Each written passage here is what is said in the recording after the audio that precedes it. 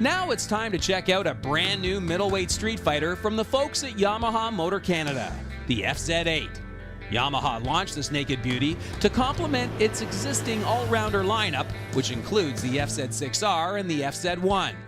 Bolted to this user-friendly machine's cast aluminum frame is a totally new from the ground up, liquid-cooled, 16-valve, fuel-injected, 779cc inline 4. 35mm Makunis handle the fuel delivery, while the Trick stainless 4-into-2-into-1 catalyzed exhaust system takes up the grunt work at the other business end. Also mounted to that twin spar frame is a 43mm inverted cartridge-style fork, mounted up with dual 310 discs, while out back, note the sexy swing arm and adjustable monoshock setup. So how does the new FZ8 package work? Well, let's check in with this week's guest road tester, cruiser owner Dave Fox. Well, Dave, FZ8, brand new, whole new motorcycle for Yamaha, and I gotta say, my first impression was lean, mean, fighting machine, man, and very slick motorcycle. What did you think? Lots of fun. I enjoyed it so much. As you know, I ride a cruiser, and it's a whole different feeling. I liked it because it's a sport bike, but it's comfortable. You're not really leaning quite as far as you would on a typical sport bike, and you've got a little wider handlebars. So even though it's a sport bike, it's still comfortable, and because it's so light, lighter than I'm used to, it's just amazing. I really just enjoyed driving it so much. Yeah, really flickable, huh? Flickable, that's a good term. That's the word you were looking for. That was the word I was looking for, yes. Let's talk about that motor, because it's a brand new 800cc inline 4 from Yamaha.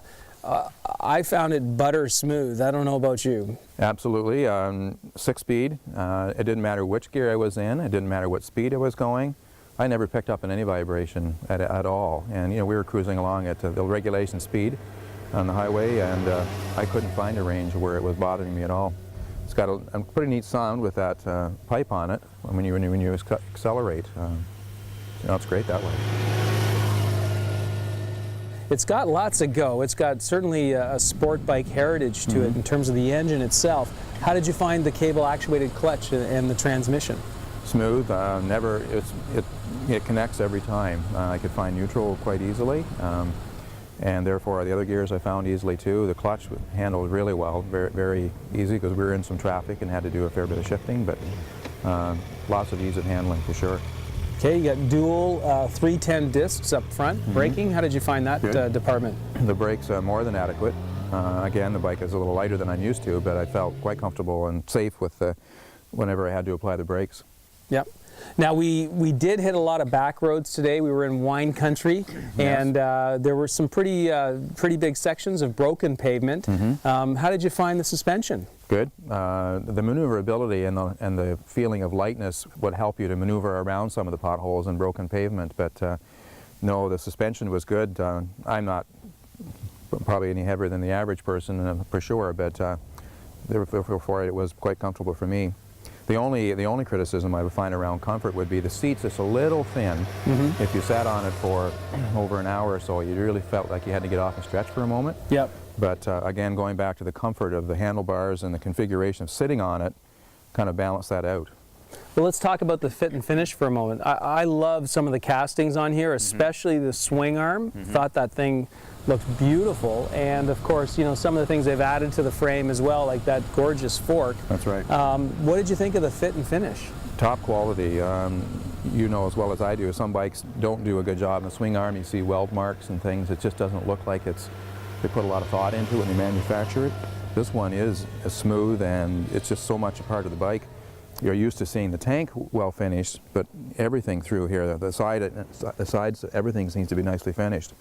And you mentioned the gold forks. When you stand off in the distance and look at it, it really makes the bike stand out. Yeah. Who would you recommend this bike to?